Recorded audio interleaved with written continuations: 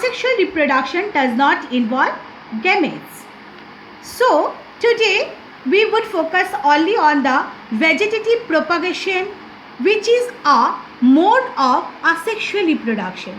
So what is vegetative propagation?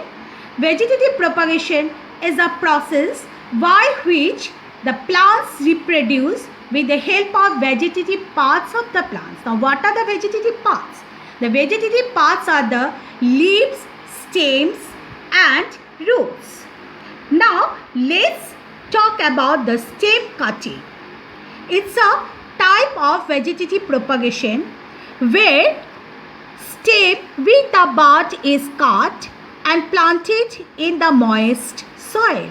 Now moist soil means the soil which contains a good amount of water. After a few days, roots and leaves develop from the cut stem. New shoots grow from the buds in the axil. For example, rose, sugarcane and money plant. Here I have taken a money plant which I have grown in my small balcony garden from a stem cutting.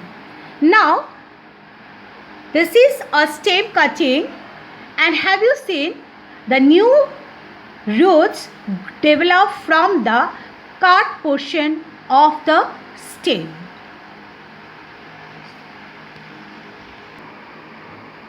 Modified stems, that means the stems which grow underground and they store food for the plant.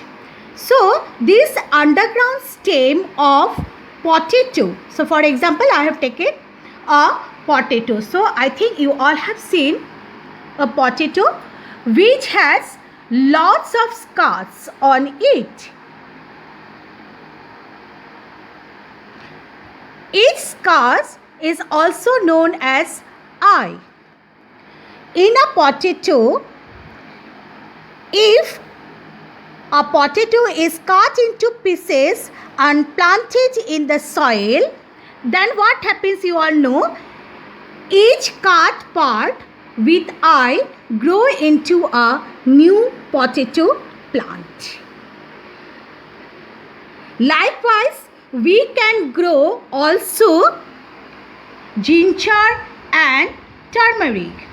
Onion and garlic have bulb-shaped stems.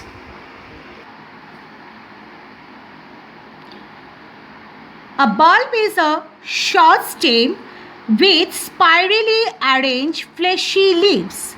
It contains a vegetative part in which a new plant can grow. Next type of vegetative propagation, that is from leaves. I think you all have seen the bryophyllum leaves. Bryophyllum has buds in the margins of leaves. If a leaf of this plant falls on a moist soil, each bud can give rise to a new plant. Third type is from roots. The roots of some plants can also give rise to new plants. For example, sweet potato, dahlia, carrot, etc. Buds form on these roots of such plants, which when detached and buried under the soil grow into new plants. This is a carrot, which is the root. What type of root? Modified root, or we can say, yes, it is a modified root which can store food for the plant. And have you seen the new shoot grows from the cut portion of the modified root of carrot. Plants like cacti produce new plants when their parts get detached from the main plant body. Detached means separated. Each detached part can grow into a new plant. For example, Opuntia. So students, This is all about the different types of vegetative propagation. Hope you all have understood the ways, what are the different ways by which we can produce the new plant from the vegetative parts, that is from the leaves, leaves, roots and stems of the plant.